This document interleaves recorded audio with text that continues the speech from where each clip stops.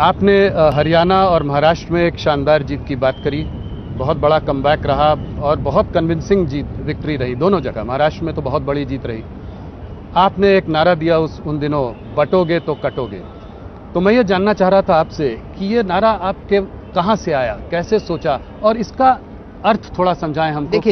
देखिए, मैं हरियाणा चुनाव के दौरान मथुरा मुझे जाने का अवसर प्राप्त हुआ था। रात्रि को मैं मथुरा में था। सुबह मुझे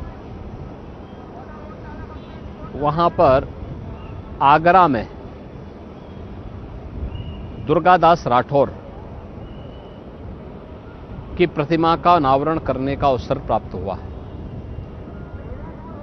दुर्गादास राठौर मध्यकाल में एक बहुत प्रतापी सेनापति थे, जोधपुर राजा के। तो स्वाभाविक रूप से उस समय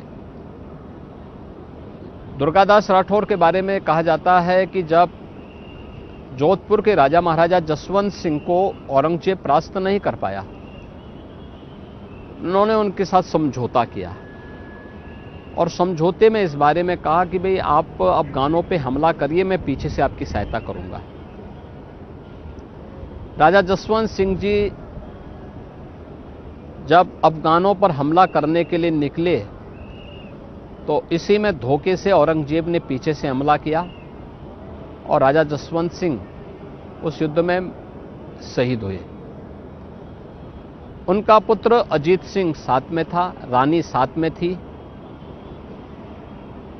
जब सेनापति दुर्गादास राठौर ने देखा कि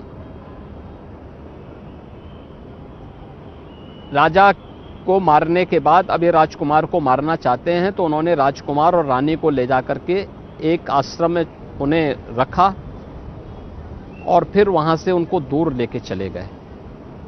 जब राजकुमार अजीत सिंह बड़े हुए तो उन्होंने फिर जोधपुर का राजा उन्हें बनवाया। 91 वर्ष की उम्र तक दुर्गादास राठौर जोधपुर में रहे। उसके बाद उन्होंने संन्यास लिया और उज्जैन चले गए, वहीं उन्होंने अंतिम श्वास ली। उस पूरी परंपरा के प्रति राठौर तेलीय परंपरा, तेलीय जाति से जुड़े हुए जितने भी लोग हैं, आगरा में वो मूर्ति लगाना चाहते थे, लेकिन कुछ लोग समुदायों के द्वारा विरोध किया जा रहा था। हम लोगों ने दोनों समुदायों को बुला के बात की, अंततः समझौता हुआ, फिर मूर्ति स्थापित हुई। तो उसी में मैंने कहा था कि बटोगे तो कटोगे।